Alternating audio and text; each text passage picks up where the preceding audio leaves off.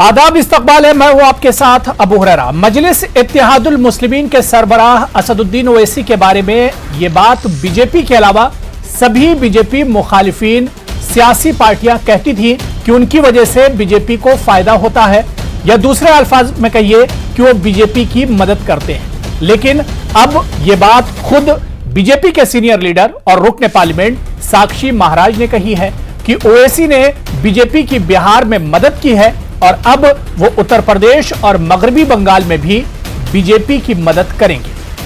साक्षी महाराज के इस बयान को महज शगुफा कहा जाए या इस बयान के पीछे वाकई सच्चाई भी है, क्योंकि मुखालिफिन की जानिब से असद ओवैसी की पार्टी पर बीजेपी की बी टीम होने के इल्जाम लगातार लगते रहे हैं। तो उधर एमआईएम सदर ने साक्षी महाराज के इस बयान पर सख्त नाराजगी का इजहार करते हुए इस इल्जाम की तरदीद की है। आपको बताते चले कि बिहार में 5 असेंबली सीटें जीतने के बाद ओवैसी के हौसले बुलंद हैं और उन्होंने मगरबी बंगाल में का दौरा किया और हाल ही में उन्होंने उत्तर प्रदेश का भी दौरा किया है। तो आपको बताते चले कि लगातार जिस तरह से ओवैसी का कद बढ़ रहा है, इस पर जब साक्षी महाराज से बयान किया गया तो उन्होंने जो बयान दिया वो बयान बड़ा चौंकाने वाला था। साक्षी महाराज ने एमआईएम को बीजेपी की बी टीम बताया। हालांकि इस पर असदुद्दीन ओवैसी ने नाराजगी जाहिर की। इसी को हम समझने की कोशिश करेंगे कि आखिर साक्षी महाराज के इस बयान का सच क्या कुछ है। मेरे साथ बहुत खास मेहमान जुड़े हुए हैं, बहुत जल्दी अपने मेहमानों का आपसे तारुफ करा देते हैं। मेरे साथ एडवोकेट आदिल हसन आजाद जी हैं, जो कि लीडर हैं मजलिस इत्तेहादुल मुस्लिमीन के। जयराम विप्लव हैं बीजेपी लीडर। सलमान निजामी साहब कांग्रेस लीडर हैं और खालिद इबादुल्ला साहब टीएमसी लीडर हैं, वो भी हमारे साथ जुड़े हुए हैं। सभी मेहमानों का बहुत इस्तकबाल है न्यूज़ 18 उर्दू में। मैं सबसे पहले जयराम विप्लव जी आपसे ही शुरुआत करना चाहूंगा कि जो बात साक्षी महाराज जी ने बताई है, बीजेपी ने उसे बताने में एक तरह से बहुत देर कर दी है। बीजेपी इस सच को बहुत दिनों तक छुपा के रखा बीजेपी ने। जयराम विप्लव जी। अबू भाई बहुत बहुत शुक्रिया। सबसे पहले तो जैसे ही आपकी ओर से इस डिबेट के लिए आमंत्रण मिला तो मैंने गूगल में सर्च किया कि आखिर उनका पूरा बयान क्या है और किस विषय को लेकर। तो उसी में मैंने और वेबसाइट्स पर पढ़ा और वेबसाइट्स ने कहा कि असदुद्दीन ओवैसी पर निशाना साधते हुए साक्षी ने ऐसा कहा।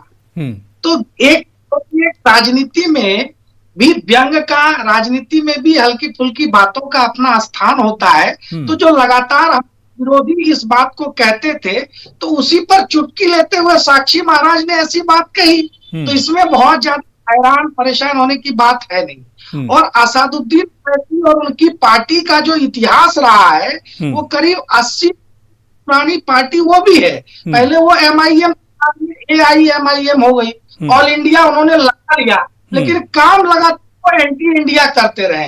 एंटी हिंदू, एंटी इंडिया और मुस्लिमों को भड़काने का काम ही ओवैसी ब्रदर्स की सियासत यही तो बीजेपी चाहती है। जयराम विप्लव जी, यही तो बीजेपी चाहती है कि उनका काम आसान होता रहे, आपका काम आसान होता रहे। इस तरह से ओवैसी जी करते रहे तो बीजेपी का काम तो आसान हो जाएगा। नहीं, बीजेपी का काम तो ऐसे भी जनता नहीं आसान बना रहा हूं जी। आपने देखा कि लगातार 2014 में मोदी जी को लेकर के किस प्रकार का माहौल बनाया गया, 2019 में झूठ का माहौल खड़ा किया गया, लेकिन जनता ने ही भारतीय जनता पार्टी के रास्ते, भारतीय जनता पार्टी के विकास के कार्यक्रमों को आसान बनाया है। तो जनता का हमें साथ है। जिसका दोस्त जनता हो उसको ओवैसी जैसे दोस्त की तो कोई आवश्यकता नहीं है। लेकिन चूंकि हमारे विरोधी बार बार इस प्रकार के कटाक्ष करते थे तो उसी कटाक्ष को व्यंग्यात्मक रूप में साक्षी महाराज ने भी कह दिया। चलिए ठीक है, अब इसकी क्या कुछ हकीकत है। मैं एमआईएम लीडर आदिल हसन आजाद साहब हमारे साथ जुड़े हुए हैं। आदिल हसन आजाद साहब, साक्षी महाराज ने जो कुछ कहा महज इसे एक शगुफा माना जाए या वाकई में इसके पीछे कुछ सच्चाई भी है? वरना इस तरह का बयान मीडिया के सामने आना, और ऐसा नहीं है कि ये सारी चीजें महज बयान हो, बल्कि इससे पहले जो असदुद्दीन ओवैसी साहब के मुखालिफिन हैं वो भी इस तरह के इल्जाम लगाते रहे हैं। आदिल हसन आजाद साहब। अरे भाई, साक्षी महाराज साहब को सीरियस कौन ले रहा है? उन्होंने फिर कल बयान बदल लिया कि मेरा तर्क ये नहीं था। और साक्षी महाराज साहब बीजेपी से पहले समाजवादी पार्टी में थे, तो पार्टी उठी बदलते रहते हैं, बोल दिए हैं। आप ही बताइए, बैरिस्टर असदुद्दीन ओवैसी साहब की मकबूलियत है आज इतना, उनका बंगाल, बिहार, झारखंड, उत्तर प्रदेश, महाराष्ट्र में जो आज मकबूलियत है, और आज लीडर ऑपोजिशन का रोल जो अदा कर रहे हैं, इसलिए लोग को लगता है मुखालफिन बोल रहे हैं, बोलने दीजिए। इतना सीरियस नहीं लेना चाहिए साक्षी महाराज साहब को। और आज बिहार में सीमांचल में कामयाबी इस बात की सनद है कि सीमांचल की आवाम, बिहार की आवाम ने उनको वोट दिया। औरंगाबाद में जो कांग्रेस नहीं कर पाई 5 बार से, हमने 5 बार के एमपी को हराया, इम्तियाज जलील साहब ने हराया। तो आपने देखा वहां लीडर ऑपोजिशन का रोल किसने अदा किया? कांग्रेस और बीजेपी। राजस्थान में बीटीपी को, जो ट्राइबल पार्टी है, भारतीय ट्राइबल पार्टी, उसको हराने के लिए, ट्राइबल कम्युनिटी का रिप्रेजेंटेशन जो पार्टी करती है, उसको हराने के लिए बीजेपी और कांग्रेस एक हो जाती है। महाराष्ट्र में भी हुई है, राजस्थान में भी आपने अभी देखा है, तो होते रहता है। इसमें क्या है, आज जो बंगाल में जो आज एमआईएम नौजवानों में और मजलूमों में एक आवाज बन गई है एमआईएम, तो ये सब चल रहा है, राजनीतिक शगुफा है।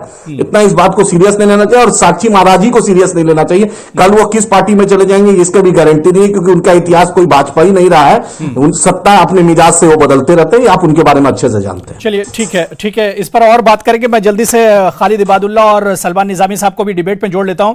मैं सलमान निजामी साहब आपके पास आना चाहूंगा। सलमान निजामी साहब, जो बात कांग्रेस या दूसरी जो मुखालिफिन पार्टियां हैं, असदुद्दीन ओवैसी साहब की या बीजेपी की, वो बार बार ये बात कहती रही कि एमआईएम और असदुद्दीन ओवैसी साहब बी टीम है बीजेपी की, और ये बात अब साक्षी महाराज ने भी कह दी। हालांकि आदिल हसन आजाद साहब हमारे साथ जुड़े हुए एमआईएम से, वो कह रहे हैं कि इसे बहुत सीरियस नहीं लिया जाना चाहिए। क्या इसके पीछे की हकीकत आप क्या देखते हैं?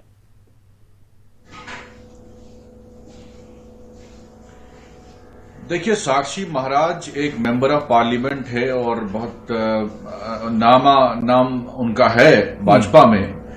उन्होंने सच्चाई बयान की है। देखिए, आप क्लियर कट ये बात है, हम अगर बिहार में हारे, अगर हम वहां सरकार नहीं बना पाए इतनी बड़ी फाइट देने के बावजूद, उसका मेन कारण एमआईएम है। अगर एमआईएम ने हर सीट पे नहीं लड़ा होता, आपने 4 सीटें ले ली या 5 सीटें ले ली, तो क्या कर दिया आपने? क्या करेंगे उनका जब हम सरकार में नहीं है? अगर आप सीरियस हैं बीजेपी को हराने के लिए, आप सीरियस नहीं हैं। आपको तो एक कॉन्ट्रैक्ट मिला है कि भाई आपने सेकुलर तंजीमों को वीक करना है, हराना है। एमआईएम जो है वो बीजेपी के खिलाफ नहीं लड़ रही है, एमआईएम जो है वो सेकुलर पार्टी के खिलाफ लड़ रही है। और ओवैसी साहब जो है वो मुसलमानों को कह रहे हैं हम रहबर हैं। अरे भैया, आसाम में भी अजमल साहब हैं, बदरुद्दीन अजमल साहब, वो भी मेंबर पार्लियामेंट है, उनकी भी पार्टी है। क्या वो गए बिहार में इलेक्शन लड़ने के लिए? क्या वो गए वेस्ट बंगाल में इलेक्शन लड़ने के लिए? आपको मालूम है आप एक एमएलए की सीट जीत सकते हैं, उससे आप सरकार नहीं बना सकते। लेकिन सेकुलर वोट्स को आप डिवाइड करके बीजेपी को सपोर्ट कर रहे हैं। ये तो सच्चाई बयान हुई आज। ये तो सच्चाई बयान। बंगाल में जो आपके सिटिंग प्रेसिडेंट थे आज, उन्होंने कहा नहीं, वहां के इमाम जो हैं वो कह रहे हैं कि नहीं, एमआईएम जो है बीजेपी को मदद कर रही है। आप हैदराबाद में देखिए, आपने केसीआर के साथ ज्वाइन किया, उन्होंने 370 के बयान देखिए, मोदी को सपोर्ट किया, और ट्रिपल तलाक पे मोदी हुकूमत को सपोर्ट किया। उनके साथ आप मिले हुए वहां तेलंगाना में, और यहां कह रहे हैं कि हम जी मोदी के खिलाफ है। कहां से खिलाफ है? आपकी लड़ाई जो है बीजेपी के साथ नहीं है, आपकी लड़ाई कांग्रेस के साथ है, ममता बनर्जी के साथ है, जितनी भी सेकुलर तंजीमें हैं। फिर तो अजमल साहब भी पूरे हिंदुस्तान में कहते हैं मैं मुसलमान हूं कि जमात मेरे पास है। आदिल हसन आजाद इसका जवाब दे रहे हैं। सलमान निजामी साहब सुन लीजिए जी। आदिल हसन आजाद साहब, जो बात सलमान निजामी कह रहे हैं कि पर्दे के पीछे कुछ और ही चल रहा है। सलमान साहब को सुनिए, सलमान निजामी साहब को जानकारी का अभाव है। इनके 30% बीजेपी के मेंबर ऑफ पार्लियामेंट कांग्रेस से गए। इनके हेमंती लाल बहुगुणा कि इनकी जो बेटी रीता बहुगुणा जी है, इनके विजय बहुगुणा साहब चीफ मिनिस्टर रहे हैं, वो किसमें गए हैं? और जहां तक आसाम की, कल तक बदरुद्दीन अजमल साहब को तरुण गोगोई साहब मरहूम ने कहा था हु इज अजमल, एंड आज उनके साथ अलायंस कर रहे हैं। और मुलायम सिंह यादव ने पार्लियामेंट में कहा था कि 2019 के संसदीय भाषण में आखिरी दिन उन्होंने कहा था मैं चाहता हूं प्रधानमंत्री प्रधानमंत्री फिर से मोदी जी बनकर आए। और जो पूछिए यूपीए 1 और यूपीए 2 में जब बैरिस्टर असदुद्दीन ओवैसी साहब, हम आपके साथ थे, हम आपके साथ थे, हम यूपीए में थे तो किसके साथ है?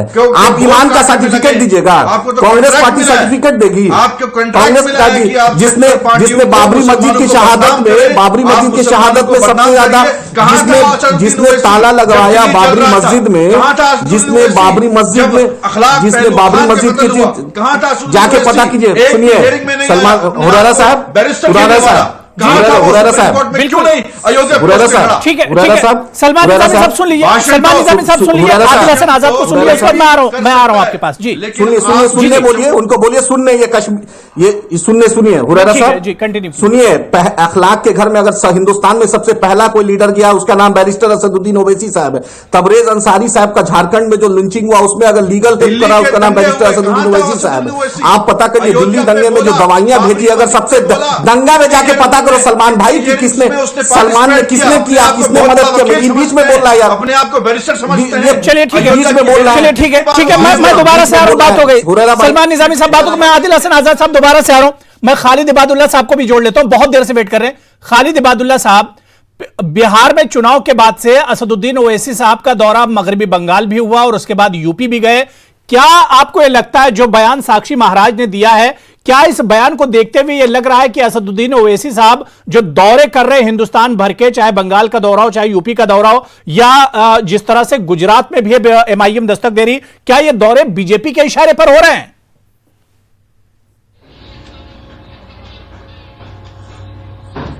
रोरा भाई, घर का भेदी लंका ढाए, आज तो पता चल गया।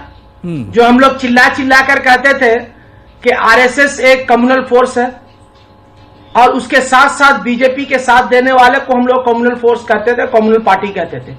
और ये भी हम लोग चिल्ला चिल्ला कर कई सालों से कह रहे हैं कि एमआईएम एक कम्युनल फोर्स है और कम्युनल पार्टी के रूप में सामने आ रही है पूरे देश में।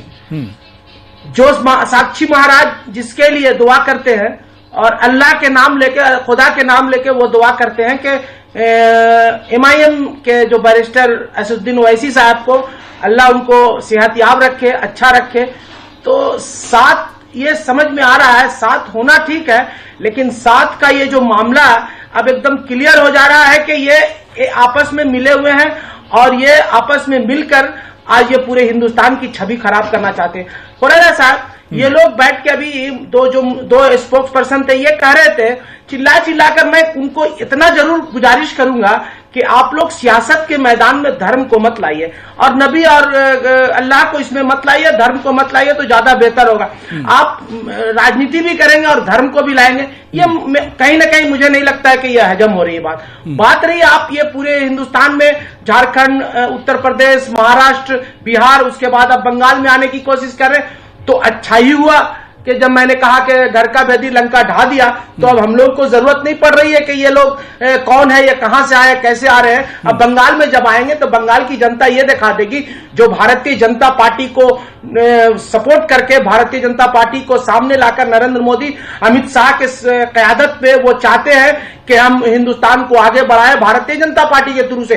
तो ऐसे लोगों को मैं समझता हूं कि बंगाल की जनता और खासकर बंगाल के मुसलमानों का वोट जो वो बात करना चाह रहे हैं, मैं दावे के साथ कहकर जा रहा हूं। ठीक है आदिल हसन आजाद साहब इनका जवाब दीजिएगा, लेकिन मैं जयराम विप्लव जी मैं आपके पास आना चाहूंगा। टीएमसी के जो टीएमसी का जो बयान है, या इससे पहले बीजेपी या समाजवादी पार्टी या दूसरी जो पार्टियां हैं, वो लगातार जयराम विप्लव जी यही कहती रही है कि असदुद्दीन ओवैसी साहब के हेलीकॉप्टर में जो फ्यूल डाला जाता है वो बीजेपी ही डालती है। देखिए, मैं कांग्रेस के भी मित्र को सुन रहा था और टीएमसी के भी मित्र को, इन दोनों की बातों से और इनके अंदर जो भय है उससे एक बात तो, और आपके दर्शक भी इस स्पष्टता को समझ लें कि अब वोट बैंक जो बना करके ये उनको ठगने का काम कर रहे थे, इनकी वो दुकान बंद हो रही है, क्योंकि उनको और डर की बात नहीं है। ये समझना होगा, ये इक्वेशन को समझना होगा कि पार्टी के अंदर में आप लोग एक तरफ इनकी बात करते हैं, वैसी की बात करते हैं। आदिल हसन आजाद जी, आ रहा हूं आपके पास भी आ रहा हूं। कुछ नहीं लगा, चाहे वो इलेक्शन कमीशन के थ्रू से हो, चाहे वो कोई भी ऐसा आईपीसी। ठीक है ठीक है, खालिद इबादुल्ला साहब सुन लीजिए, खालिद इबादुल्ला साहब सुन लीजिए, मैं आपके पास भी आ रहा हूं। जयराम विप्लव को सुन लेते हैं, कुछ टेक्निकल प्रॉब्लम भी आ रही है। जी विप्लव जी कंटिन्यू कीजिए। उठ गया कांग्रेस पर, टीएमसी पर। आपको ये डर किस बात का है? डर इसी बात का है ना। और आपकी इस लगातार ठगने वाली जो पॉलिसी रही है, लड़ाओ और राज करो, लगातार वोट बैंक के रूप में मुस्लिमों का इस्तेमाल करना, इसको मुस्लिम कब तक नजरअंदाज करता? उसका असर अब आपको दिखाई पड़ने लगा है। और मुसलमानों के भीतर भी नरेंद्र भाई मोदी जी ने जो सबका साथ सबका विकास और विश्वास की बात कही है कि पश्चिम बंगाल में ये बात आप करते हैं ना, बिहार की अररिया जैसे मुस्लिम बहुल क्षेत्र में भारतीय जनता पार्टी का सांसद जीता है, किशनगंज में जीतते जीतते रह गए, वहां से भी भारतीय जनता अगर चुनाव लड़ती, वहां से भी हमारे जेडीयू के लोग लड़े थे और वो चुनाव छोटे से मार्जिन तो से जयराम विप्लव जी इसी बात को तो साक्षी महाराज ने कहा है कि जहां एमआईएम ने बिहार में चुनाव लड़ा और वहां पर बीजेपी का फायदा हो गया, इसी तरह से वेस्ट बंगाल और इसके अलावा यूपी में अब एमआईएम आएगी, चुनाव लड़ेगी तो बीजेपी को फायदा होगा। उन्होंने तो थैंक यू बोला है असदुद्दीन ओवैसी साहब को। देखिए, मैं स्पष्ट रूप से फिर से गुजारिश करना चाहता हूं कि देखिए, राजनीति में व्यंग का भी स्थान रहने दीजिए। राजनीति में कुछ चीजों को इस प्रकार से मत देखिए। लेकिन हम बंगाल में इस बार दाल नहीं गलेगा। उसमें कौन से? और दूसरी चीज कि सारी चर्चा का सार यही निकल करके आ रहा है, कांग्रेस और टीएमसी जैसी ढोंगी धर्मनिरपेक्ष पार्टियां आज मुस्लिमों का हासिल करने में फेल साबित हो रही है। चलिए ठीक है, आदिल हसन आजाद साहब आप कुछ कहना चाह रहे थे। आदिल भाई, मैं कहना चाह रहा था कि मालदा में मौसूमा नूर चुनाव हारी, उसमें कौन सा तीन लोकसभा और इनका जलील साहब जीते, बैरिस्टर साहब जीते। और सुना जाए, एक बात बोलिए और सुना जाए, सुनने का दीजिए और सुनिए, अमेठी में राहुल गांधी खुद चुनाव हार गए, इसका कौन वजह है? आदिल जी बात मैं आ रहा हूं जी। आदिल हसन आजाद जी सुन लीजिए, 2002 में अटल कैबिनेट में यही ममता बनर्जी थी, यही अडवाणी जी और अटल जी के साथ थी। जब गुजरात जल रहा था तो यही ममता जी थी। आज मुसलमानों की मसीहा बन रही है। और मुर्शिदाबाद, मालदा, उत्तरी दिनाजपुर, दक्षिणी दिनाजपुर, ये जो पूरा इलाका है नॉर्थ बंगाल, उसमें एक भी यूनिवर्सिटी नहीं है। यही ममता सरकार का माइनॉरिटी के लिए है। एक यूनिवर्सिटी तो खोल दो, एक ऐसा। और आज जो शिवेंदु अधिकारी और मुकुल रॉय और जितने जो बीजेपी के लोग जो जा रहे हैं, उसमें किसका योगदान है? आज आप, क्योंकि आप जमीन पर काम नहीं किया, 18 सीट बीजेपी बंगाल में जीतती है, उसमें कौन किसका योगदान है? आप काम नहीं कीजिएगा और दूसरे पर ठीकरा फोड़िएगा। और अटल कैबिनेट में झंडा लेकर कौन था जब गुजरात जल रहा था? तो ममता बनर्जी जी का क्या स्टैंड था? अमेठी में राहुल गांधी हारते हैं, इसका क्या स्टैंड है? सलमान साहब बताएंगे। और आनंद शर्मा जी अभी मोदी चालीसा पढ़ रहे थे, इस पर क्या? हाँ बतलाइए। वो जो पांचों सेगमेंट, नॉर्थ बंगाल में एक यूनिवर्सिटी नहीं है, जाके पता कर लीजिए। नॉर्थ बंगाल में इन्होंने एम्स की बात की थी, एम्स तक नहीं खुला नॉर्थ बंगाल में। और कांग्रेस और टीएमसी क्यों एक दूसरे के खिलाफ चुनाव लड़ रही है? कांग्रेस इसको मालूम नहीं है, इनको मालूम नहीं है, इनको पता है किशन। अरे यार सेंटर है, वो सेंटर है, आपको नहीं पता। हुरैरा भाई वो सेंटर है। अरे हुरैरा भाई समझाइए, यूनिवर्सिटी की बात कर रहा हूँ, स्टेट यूनिवर्सिटी की बात कर रहा हूँ। नहीं देखिए, खालिद इबादुल्ला साहब, किशनगंज में अलीगढ़ का जाहिर सी बात है सेंटर है अलीगढ़ मुस्लिम यूनिवर्सिटी का। बाकायदा अभी उसमें एक तरह से तालीम शुरू नहीं हुई, लेकिन वहां पर कम से कम सेंटर तो है। और आदिल हसन आजाद यही कह रहे हैं कि ममता बनर्जी एक तरह से मगरबी बंगाल में इस तरह का सेंटर अभी नहीं चालू कर सकी है। यूनिवर्सिटी एक भी नहीं है, जब कंप्लीट हो जाएगा यूनिवर्सिटी नहीं खोला है उन्होंने। अरे बड़े भाई यूनिवर्सिटी, हुरैरा भाई यूनिवर्सिटी नहीं है पांचों जिला में। आप वहां की गुर्बत देखिए, सबसे ज्यादा माइग्रेशन कहां से है? बंगाल से है। और 18 एमपी जीत गए हैं इनके, भाजपा के कैसे जीते हैं? और आज जो कांग्रेस बोल रही है कि हम चुनाव नहीं लड़े, आंध्र प्रदेश में 0। सलमान निजामी साहब मैं आपके पास आ रहा हूं। ठीक है, आदिल हसन आजाद साहब बात हो गई। सलमान निजामी साहब, जो बात अभी जयराम विप्लव कह रहे थे कि दरअसल जो इस तरह के इल्जाम लगते हैं कांग्रेस की तरफ से, टीएमसी या समाजवादी पार्टी या बीएसपी, वो इस वजह से कि इन्हें कहीं ना कहीं एक तरह से डर सताता रहता है। चाहे कांग्रेस की बात की जाए, जो हमेशा बी टीम की बात करते हैं, इन्हें एक डर सताता है। इन पार्टियों से डर है कांग्रेस को। क्या सच्चाई यही है सलमान निजामी साहब? देखिए, जो अपना घर नहीं सुधार पाया, आपने हाल ही में देखा, आप खुद भी हैदराबाद में बैठे हैं, आप मुझे बताइए वहां फ्लड आया था और कैसे पूरा हैदराबाद डूब गया।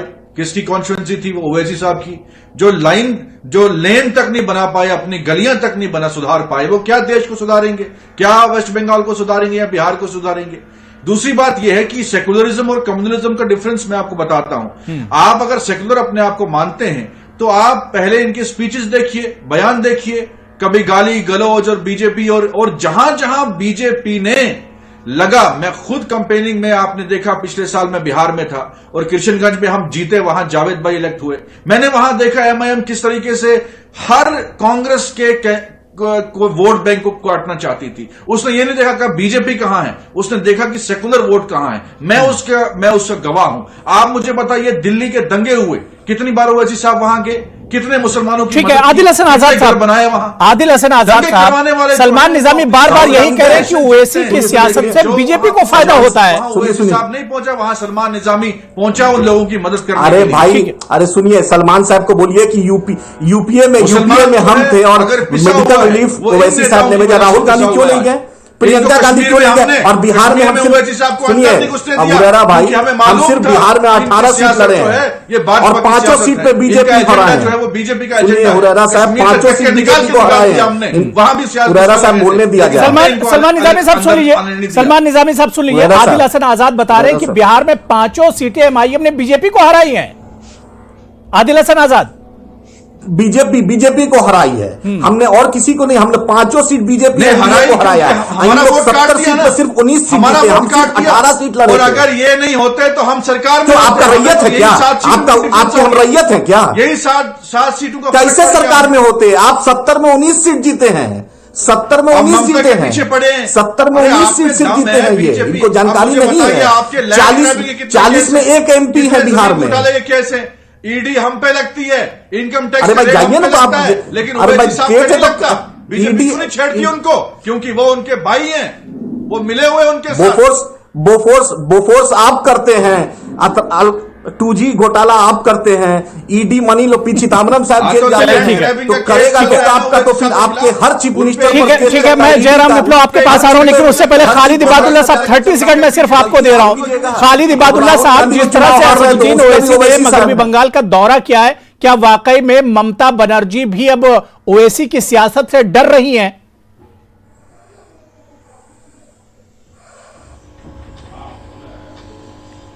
देखिए, एक बात तो क्लियर हो गया कि भारतीय जनता पार्टी के स्पोक्स पर्सन अभी बोल रहे थे कि कांग्रेस और तृणमूल कांग्रेस सेकुलर बताती है, तो उन्होंने एक्सेप्ट कर लिया कि वो कम्युनल फोर्स है, कम्युनल पार्टी है। ये अच्छी बात है। दूसरी बात, आपने कहा कि ममता बनर्जी बंगाल में डर रही है। ये सोचना होगा भारतीय जनता पार्टी और एमआईएम को कि ममता बनर्जी का 1998 से जब से लड़ाई लड़ी है, तब से आज तक 38% वोट से कम नहीं हुआ, चाहे वो अकेला लड़ी हो, चाहे किसी के साथ अलायंस करके लड़ी हो। और आज मैं फिर कह रहा हूं कि आने वाले दिनों में जिस तरह से बाई इलेक्शन में 56% बहुत छोटा सा रिएक्शन, आपने कहा कि साक्षी महाराज के इस बयान को सीरियस ना लिया जाए, लेकिन इतना तो जरूर है कि जहां ओवैसी लड़ते हैं वहां पर बीजेपी को एक तरह से फायदा जरूर होता है। क्या ये सच्चाई नहीं है जयराम विप्लव जी? भाई देखिए, राजनीति में हर तरह की राजनीति का अपना स्पेस है। प्रो मुस्लिम और अपीजमेंट की राजनीति, अपीजमेंट की पॉलिटिक्स का भी एक स्पेस कांग्रेस ने क्रिएट किया था, लेकिन उन्होंने लगातार मुस्लिमों को फायदा पहुंचाने के बजाय उसको लगातार जो है ठगने का काम किया। उदाहरण के लिए आप सच्चर कमेटी की रिपोर्ट में इनके 60-70 वर्षों के कारनामे पढ़ लेंगे, मुसलमानों को कितना फायदा हुआ। और अभी टीएमसी की बात है, बंगाल की बात है, तो उन्होंने भी वहां पर मुस्लिम आबादी का क्या फायदा किया? केवल बांग्लादेशी। बिल्कुल जाहिर सी बात है। देखिए, इस तरह की ये सियासी बयानबाजी जरूर हो सकती है, लेकिन इस बयान के पीछे क्या कुछ सच्चाई है? आने वाले दिनों में जब मगरबी बंगाल में चुनाव होंगे या जो यूपी में चुनाव होंगे, तो इस चुनाव में जो बयान दिया गया इसकी सच्चाई भी एक तरह से सामने आ जाएगी। देखना बहुत दिलचस्प होगा कि इस चुनाव में क्या कुछ होता है और क्या कुछ किरदार एमआईएम का और बीजेपी का रहता है। बहुत बहुत शुक्रिया आदिल हसन आजाद साहब मेरे साथ जुड़ने के लिए, जयराम विप्लव साहब, सलमान निजामी साहब और खालिद इबादुल्ला साहब, सभी का बहुत बहुत शुक्रिया मेरे साथ डिबेट में जुड़ने के लिए। आदाब।